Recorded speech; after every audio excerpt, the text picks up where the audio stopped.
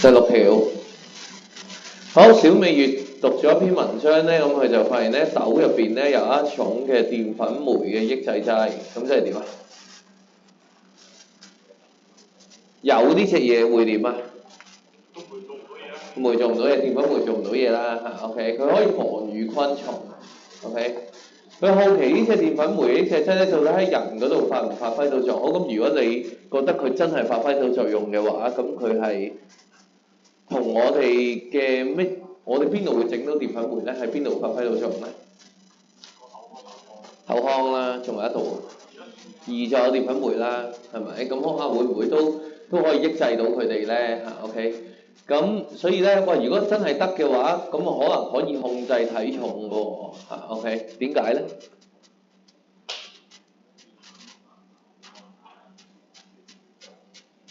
冇澱粉酶分解唔到澱粉，咁啲澱粉維持都係澱粉，咁喺小腸度吸收唔到，咁所以咧就冇辦法同化成身體嘅一啲部分啊，譬如可能變做血糖啦、變做肝糖啦等等，咁就冇喎，咁啲澱粉會點咧？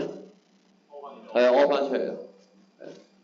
咧嗰啲咁嘅咩打邊爐食嗰啲都係類似呢啲原理啦，係啊，話咩食一粒跟住再去打邊爐之後咧就唔會肥嘅咁樣，不過佢嗰隻咧就係應該係油嘅抑制劑嚟嘅，咁咧所以咧你第2日咧就應該係好爽噶啦嚇。咁樣，如果你食麻辣湯底嘅話，嚇，因為佢啲油就直接屙翻出嚟，加埋啲辣，係啦咁樣。咁我哋冇食過嗰啲嘢嘅，不過我知道係大約係呢個原理。咁咧佢就有想做個實驗試下啦，咁啊同同學討論有唔同構思。咁小美咧就話咧，我哋應該測試豆子嘅提取物是否能夠抑制胰臟嘅澱粉酶 ，OK？好啦，咁啊小智咧就話啦，我哋應該用唾液澱粉酶取代胰嘅澱粉酶。其實佢兩個都係做緊啱嘅嘢㗎，只不過即係佢可能呢隻豆子嘅抑制劑咧係可以抑制口腔嘅唾液澱粉酶啦，亦都可能係抑制胰液澱粉酶啦咁樣。咁但係咧，佢係想做體重控制喎咁樣，咁佢應該用邊隻好啲咧？係胰澱粉酶好啲啊！我自己個睇法，點解咧？係啊，小腸消化得最多㗎嘛。如果你口腔嘅話，喂，其實咧，你喺口腔你食粒飯啊，其實你含住1個鐘啊2個鐘，其實佢都可能係都仲係一粒飯嘅狀態，佢消化嘅部分好少啊。即係口腔係一個好初步嘅消化嚟嘅啫。係啊，咁所以我就會用胰嘅澱粉酶啦，因為我覺得咧胰臟嘅澱粉酶咧係喺12指腸嗰度咧係佔最大比例嘅消化嘅，食物會喺嗰度停留一個較長嘅時間嘅，但係口腔嘅澱粉酶咧只係一個好短暫嘅消化咯。好啦，跟住咁嗱，長效同短效同控制體重有乜關係啊？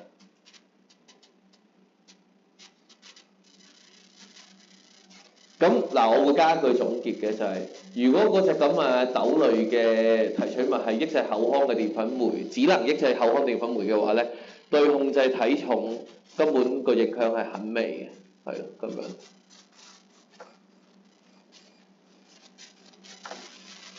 好，咁就胰啦，因為大部分嘅澱粉其實都喺胰嗰度消化，喺小腸嗰度消化嘅，OK，咁啊。胰嗰個澱粉酶喺小腸嗰度做消化咁樣3分，係簡單咁啊，正常人都唔會搭口腔㗎啦，應該。好啦，跟住咧，咁佢就真係做嗰個實驗啦，咁啊試下啦咁樣。咁啊，裝置1咧就有澱粉溶液1%，咁啊15 ml， 裝置2都一樣咁一樣啦。咁啊，我哋睇下有啲咩唔一樣啦，好唔好啊？大家都有酶嘅，咁所以一樣啦。一個係有豆子提取物，一個冇豆子提取物，係啦 ，OK。咁即係對照組應該就係裝置1啦，裝置1我預期佢應該冇嘢睇啦，係嘛 ？OK。係咪咧？我要睇埋佢個結果用咩嚟到表示先知。好，咁啊 pH 值大家都維持穩定嘅，咁啊一個加啲水，一個唔加水。好，點解要加水喺裝置1嗰度啊？咁如果你唔加水，呢度變咗0嘅話，咁會點啊？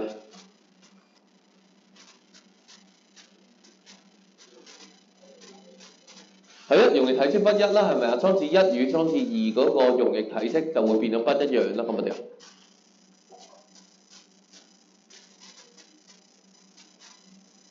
咁嗰陣時就會有2個唔同啦，個實驗裝置。第一個有加提取物，一個冇加提取物。第二，一個個體積係45啦，我當一個體積係50咁樣，咁咪有2個唔同咯。咁到底係體積令到嗰個胰臟嗰個澱粉酶運作唔到啊，定係隻提取物咧？咁你到時又要拗啦，係咪？我哋個實驗咧應該只係得2個裝置，只係得一樣嘢唔同嘅啫。係啊 ，OK， 得唔得？咁同埋啊，喂，如果你一個就加啲水落去，一個就冇加水，咁嗰個總體積唔同，其實嗰個澱粉溶液嘅濃度都會有所影響喎，都佔好多喎。其實你5嚟嘅喎呢度係咁樣，咁所以2樣嘅嘢啦，係咪啊？想佢哋有相同嘅體積啦，確保咧嗰啲受質啊、酶嗰啲濃度都會係一樣啦。OK， 係啦。好，跟住提出一個測定澱粉消化速嘅方法，呢個難，但係你哋有做過。我點都知道啲澱粉有冇加碘液，咁佢會變色，但係速率係要關多一個關鍵嘅因素嘅，係時間。咁點咧？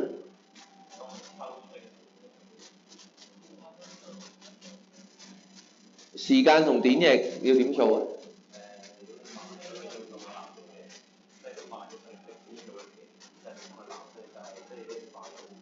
係啦，冇錯啦。咁啊，所以成個大概念咧就係咧，如果你嗰 pad 嘢1分鐘滴一滴碘液落去，佢係藍黑色；2分鐘都係藍黑色；3分鐘都係藍黑色；4分鐘變咗色啦。咁即係話佢4分鐘左右做完嘢咯，係咪？咁如果你有一個1分鐘就做完嘅，1分鐘已經係冇咗藍黑色咁，佢咪再快啲咯。咁所以咧，其實咧，成個實驗流程嗰度咧，應該咧我哋係用嗰個叫做迪士版。係啦，每1分鐘或者每30秒抽取嗰個混合物嘅一小部分落去，加入碘液，看看佢能唔能夠變色。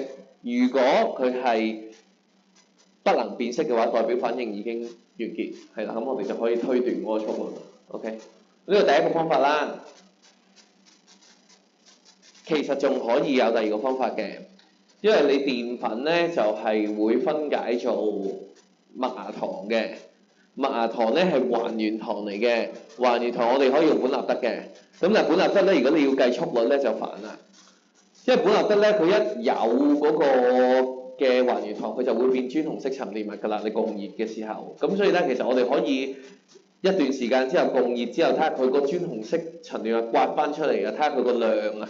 咁我有個量同埋有時間，我咪知速率咯，係咯咁樣。係啊，咁所以碘液測試係正路啲嘅，係啊，咁就係碘液測試啦，咁有1分㗎啦，咁樣每隔一定時間之後加一滴嗰個反應物去碘液嗰度，記錄藍黑色消失嘅時間，直到幾時咧？就係嗰個混合物已經係唔會再令碘液變藍黑色啦，即係陰性結果。我記錄個時間，記得速率一定要講埋時間呢一樣嘢落去咯，係啦，咁所以每一定時間啊、計時啊等等呢啲字一定要嘅，係啦。本納德嗰個就麻煩啲，要睇下佢嗰個沉澱物嗰個量嘅多少。咁佢呢度咧提出有幾個方法嘅。第一咧就真係量度啦，第二咧就睇下佢嗰個吸光度、透光度，因為佢越深嘅專紅色，即係代表越多沉澱物咧，理論上透光率應該越低嘅。咁咪即係越快咯，即係越多咯，越多短時間之後越多咪即係越快咯，係咪咁樣？好，咁咧就當澱粉酶正常運作嘅時候咧，就隨時間同埋生成物量個圖。嗱，我哋咧睇呢個圖咧，酶呢啲圖咧係有幾款嘅，你一定要閱讀啲軸到底係咩意思，係啦。咁佢今次咧就係產物量喎，產物係咩意思啊？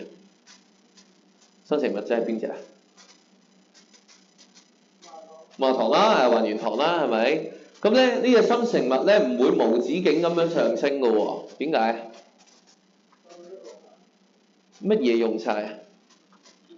係澱粉用晒，係啦 ，OK，咁就唔係啲酶用晒啦，啲酶係可以重用嘅，但係啲澱粉咧，你會越用越少嘅，所以咧你一開頭好高濃度澱粉啦，1% 啦，咁你用下嘅時候，可能得翻0.8、0.7、0.6咁樣，你越嚟越少澱粉嘅話咧，佢生成物嗰個量咧就會上升，但係會上升得越嚟越慢咯。咁我點樣喺呢條線度睇到速率啊？斜啦，係啦，越斜嘅線代表速率越高啦。咁所以一開頭係好斜嘅，點解後尾變咗平啲啊？你都冇乜澱粉咯，你都冇乜反應物咯，反應物個濃度下降啊嘛，咁所以嗰個形成酶受質化合物嘅機會低咗啦。咁樣跟住然之後條線就越嚟越平啦，去到完全平晒嘅時候，速率就係0啦。咁就係因為所有嘅澱粉已經係啦分解成麻糖啦，已經完成咗反應啦咁樣。好啦，咁咧就嗱，重複實驗咧就會喺時間 t 嘅時候加入一個豆子嘅提取物嘅，咁即係話呢一個咧係冇加到提取物嘅線圖嚟嘅，加提取物嘅線圖咧佢冇俾我哋，係啦，咁佢就話啦，喂，如果咧嗰個豆子嘅提取物真係可以抑制個澱粉喎，生成物嘅量會有咩變化咧？要畫一條線圖喎，點畫？快咗慢咗？慢咗點表達？平啲條線，唔好咁斜，喺 T.C. 之後先加喎。咁即係話起點喺邊度？喺呢度定喺呢度？係啊，喺呢度。T 之前一樣㗎嘛，喺 T 先加入去啊嘛。好，跟住條線平，冇咁斜，冇咁斜有兩個可能。第一個可能咁樣冇咁斜啊。第二個可能，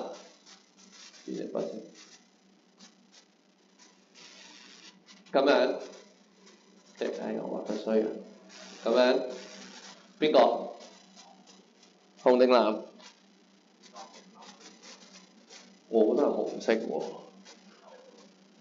佢慢咗，但係佢都可以到頂嘅喎，係嘛？即係佢做得慢啫，唔代表佢分解唔晒嘅喎。我覺得佢應該都可以回復翻去到頂峰喎，但係不過要嘅時間耐啲，我覺得。係啦，咁所以咧，我係會畫紅線嘅，即係一條冇咁斜嘅線，而嗰條冇咁斜嘅線咧，去到最尾咧，都係會去到頂嘅 ，OK？可能咧呢個係呢個時間已經到頂啦，但係我條線咧可能要咁多時間多一倍時間先到頂，但係佢都應該做到頂嘅，我會畫一條咁樣嘅線，係1分，睇下先。好，咁咧就喺 T 時間之前條線一樣啦，之後咧係要低過原有嘅曲線嘅，佢冇講要唔要翻到頂喎，可能佢覺得係1分，即係比較簡單嘅題目啦。我自己就會畫翻到頂啦，係啦。好，咁咧跟住然之後咧就小美同教授分享佢嘅睇法啦，進行體內實驗啦，用高澱粉嘅食物餵隻老鼠。跟住咧高澱粉再加豆子提取物餵實驗組啦，咁另外嗰個就係對照組啦，咁即係話有兩批老鼠，一批老鼠淨係餵澱粉，另一批老鼠就係餵澱粉加埋嗰個豆子提取物。咁如果我預期啊，如果真係喺嗰個體內係 work 嘅話，咁實驗組個體重會點啊？即係有提取物嗰個啊，應該會輕啲咯，係啊。即係會冇對照組咁重啦，係咪啊？應該係咁樣。就上述個案，為什麼體內嘅實驗數據較體外實驗數據有較佳嘅功效咧？咁即係老鼠算唔算體內啊？算。咁即係問啊，點解揾老鼠做會好過你咁樣就咁喺個試管嗰度做啊？咁我哋諗下體內同體外有咩唔同咯？係啦，嗱，第一體內嘅溫度同體外嘅溫度係唔同嘅，而點解溫度係呢個實驗嘅一個關鍵啊？係啊，會影響酶嘅活性啦，係啦，會令到酶嘅活性增加或者減少啦，係咪？咁所以用體內做係好啲，呢個第一。第二 pH 值有咩唔同啊？體內體內係中性，胃啊係可以酸性，亦都可以鹼性啊。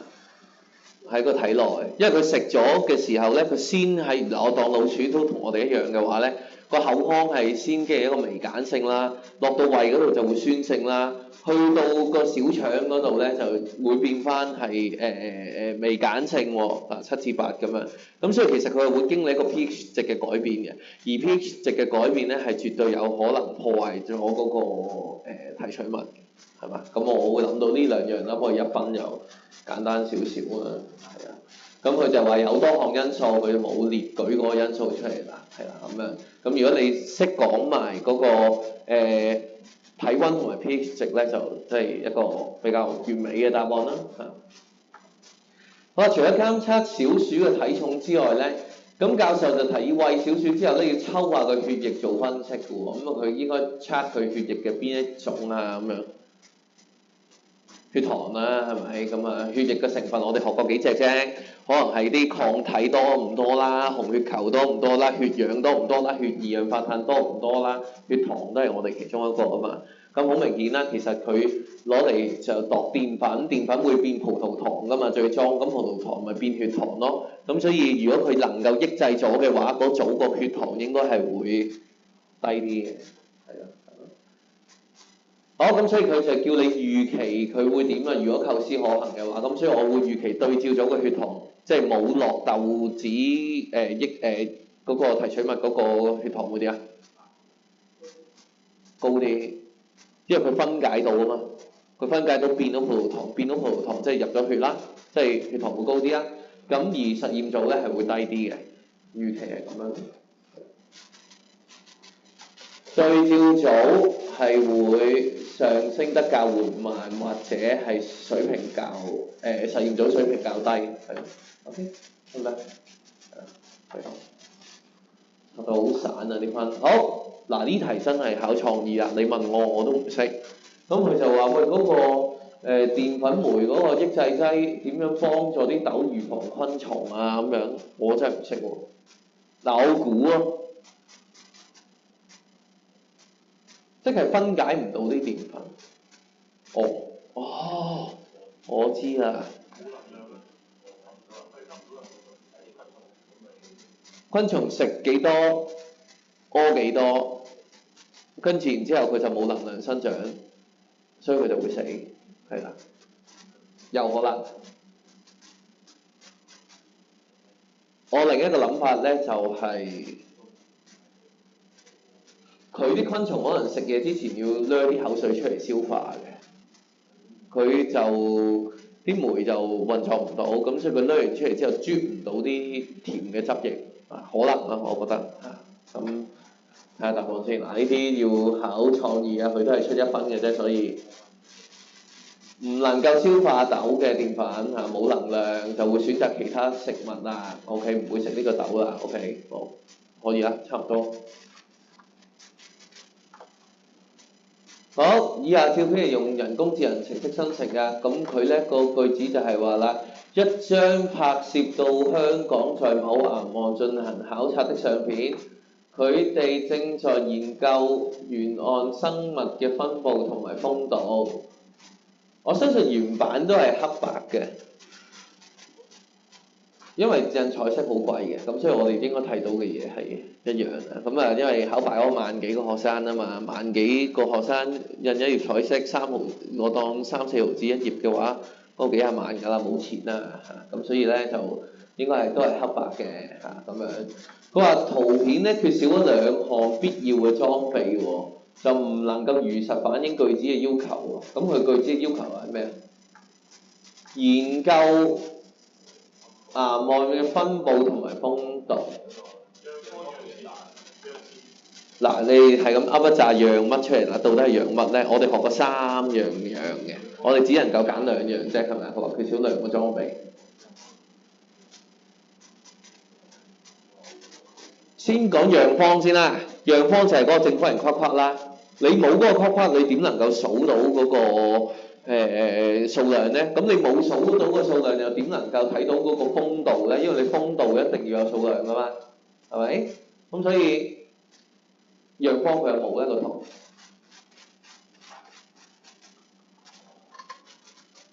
冇啩？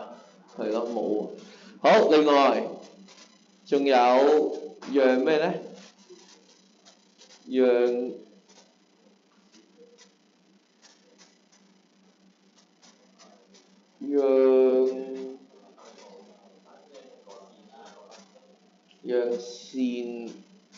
線唔係陽條咩？嗰條嘢唔係陽條咩？我記得好似叫陽條喎。啊，好似係陽線，好似係陽線。因為咧嗰個岩岸咧就佢唔係一個完全一樣嘅環境嚟嘅。譬如咧一個大草原嘅話咧，你掉去邊個位都應該一樣嘅。咁所以咧，我應該要有一條帶去到，我會量度沿岸去到唔沿岸咁樣，所以應該要帶埋嗰條線。唔係陽條咩？陽條係咩嚟啊？陽線及陽方係咯，係陽線啊，陽條係咩嚟啊？係咪冇嘅？定係陽線可唔可以叫陽條啊？冇理由嘅。問你開始。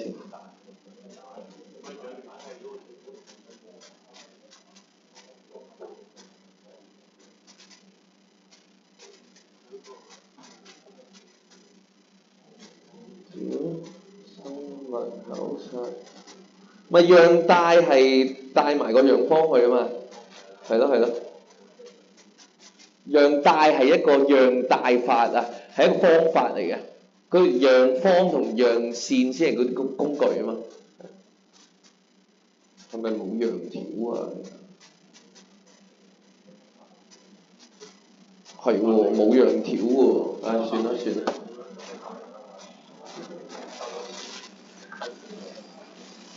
好，咁啊，跟住就列出咗裝備2分啦。點樣使用喎？陽方先點使用啊？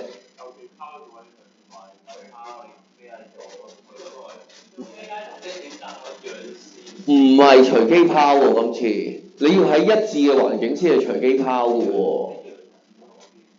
係啊，要喺陽線嘅全左側或者全右側擺嗰個框框嘅喎。因為你亂咁拋，咁你次次都拋落去，譬如近沙嗰度，咁你咪冇意思個數據。嗱，咁所以我先講陽線先啦。陽線咧就插喺近岸至到遠岸嘅一方拉一條線，係啦，咁樣 OK。跟住咧個陽方咧就應該放喺陽線嘅全左側或者全右側，記錄生物嘅數量，應該係咁樣，唔係亂咁拋。係啦，唔係亂咁拋嘅，要個環境一致先可以亂咁拋嘅，得唔得？我哋嗰次去考察咧，我哋喺嗰個下花山咧就係一致嘅環境啦，因為你哋喺嗰度咧就係全笪都係草地嚟㗎嘛，咁嗰度就唔需要用陽線，同埋可以亂咁拋，係啦。咁當然啦，你亂咁拋都唔好，你下下拋入去啲好遮陰嗰啲位啊，咁就唔準嘅。亂咁拋嘅意思係你可以用電腦隨機。你依家如果你依家答就仲簡單啦，將嗰個地圖俾 AI 叫 AI 隨機選擇幾個位置放置陽方仲簡單啦，依家。好，跟住一名學生咧就去岩岸嗰度做考察嘅時候咧，發現一個褐色嘅薄片喎，佢懷疑呢個薄片係藻類，咁咧就帶一個樣本翻學校研究。呢塊係咪？係啩？好啦，咁啊跟住然之後咧就設計一個實驗裝置，睇下佢係呢個樣本做唔做到呼吸作用嘅。好，聽住，逢係植物要研究做呼吸作用嘅，或者藻類要研究做呼吸作用嘅，一定要加一樣嘢，黑布。係啊，黑布包住佢。如果唔係咧，佢就會同時間做光合作用，係俾光佢。OK。咁，其餘嘅裝置同動物嗰個一模一樣，係啦。咁所以咧，我哋做一個最簡單嘅裝置咧，就唔使加嗰啲咩石灰水啊、氫氧化鉀啊嗰啲唔使嘅，我哋做一個最簡單嘅裝置咧，應該中二嗰個版本就可以㗎啦。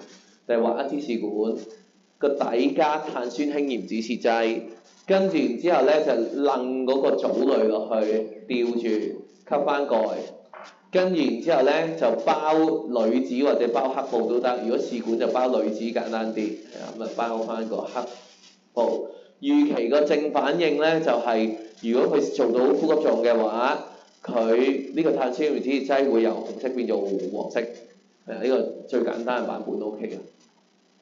咁當然啦，做實驗我哋必須要有對照啦，係咪？對照就喺隔離，但係唔加個組，但係黑布一樣有嘅，碳酸鹽指示劑一樣有嘅，係啊，咁啊應該就係咁樣啦。好，咁啊佢叫你畫，咁啊記得加個標注應該就可以啦。好，睇下佢咩方法先。好，係啦，最簡單呢隻得啦。好嘅。呢隻就複雜啲，係啦，呢隻就更複雜，亦都冇需要做到咁複雜，係啦。點解要做呢一隻咁複雜咧？呢隻通常係做老鼠㗎，因為老鼠你冇辦法塞落支試管嗰度啊嘛，咁咪用呢一個咯。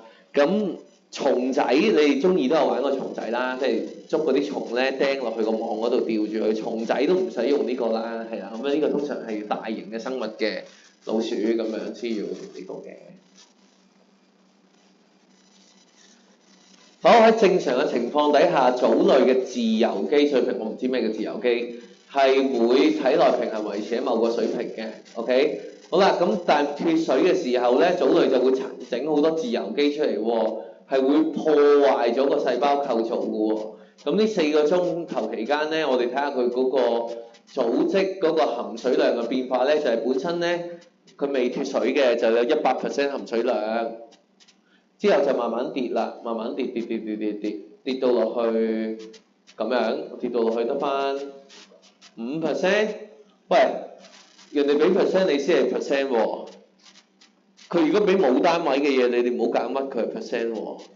譬如嗰個相對風險咁係冇單位咪冇單位咯，係啊，你唔好揀乜個 percent，因為嗰個唔係 percent 嚟嘅喎。OK， 好啦，咁啊，所以咧依家就5喎，5% 嚇，100% 跌咗5% 咁樣啦嚇。OK， 好啦，咁咧就係脫水4小時嘅期間，嗰個自由基水平係會點樣啊？咁樣即係一係上升一係下降啫。咁佢脫水喎，即係越嚟越少水啦，咁自由基就會產生咯。咁所以應該上升啦，係咪？係持續上升。好，跟住然之後咧就圖2同埋圖3分別喺相同脫水期間，佢嗰個樣本嘅自由基同埋抗氧化物嘅水平喎。正常情況底下個自由基係咁樣嘅，即係正常情況底下都會越嚟越多自由基嘅。咁呢個咧？哦，呢個係對照嚟嘅 ，sorry， 呢個先係正常情況。另外上升嗰個咧就越嚟越多自由基係脫水情況，咁所以呢條線係脫水嚟嘅。OK， 好，咁啊跟住然之後咧下邊就有抗氧化物嗰個水平咧，抗氧化物嗰個水平咧，你見到兩個圖咧，其實都係有好類似嘅模式，就應該係同自由基嗰個模式有啲似，係咪啊？佢都係會升嘅，不過升嘅幅度又唔同喎。抗氧化物咧，第1個鐘頭會升得快啲嘅喎，如果脫水嘅時候，跟住咧就冇乜點升過啦，都係維持喺一個3至4左右啦，係啊，都係相對恒定嘅水平。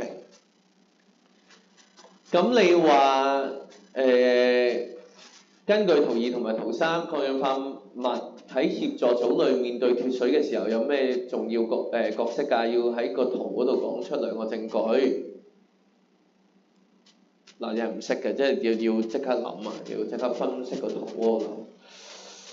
嗱，我見到抗氧化物一開頭係上升嘅，但係自由基又未升喎。OK， 即係話，咦？咁佢點解會知道嗰個自由基即將會升？至1小時。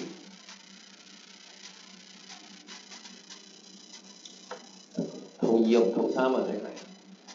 C 嘅答案，我 C 答到啲咩？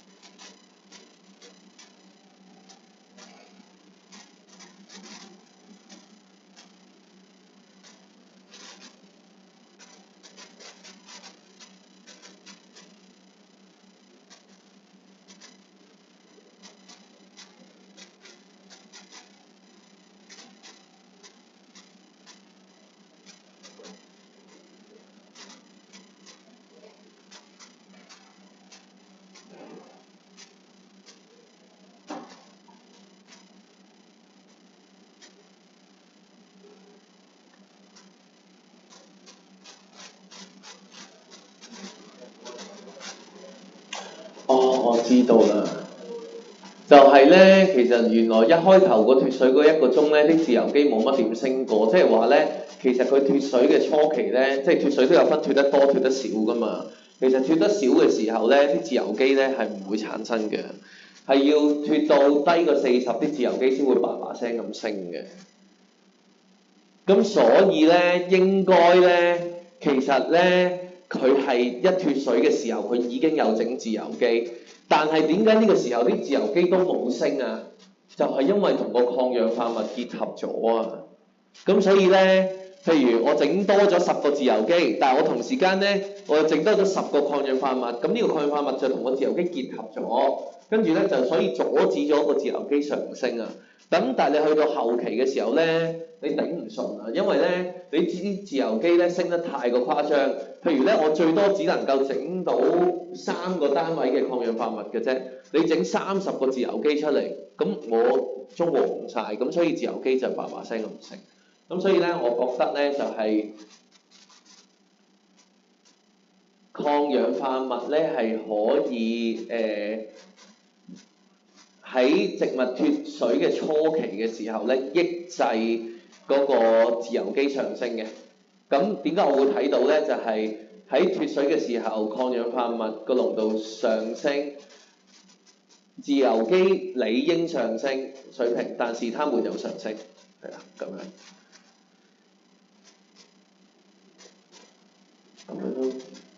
2樣證據啊？哦。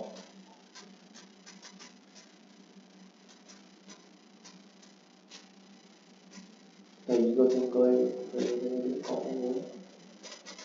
第2個證據，呢度，呢度同呢度。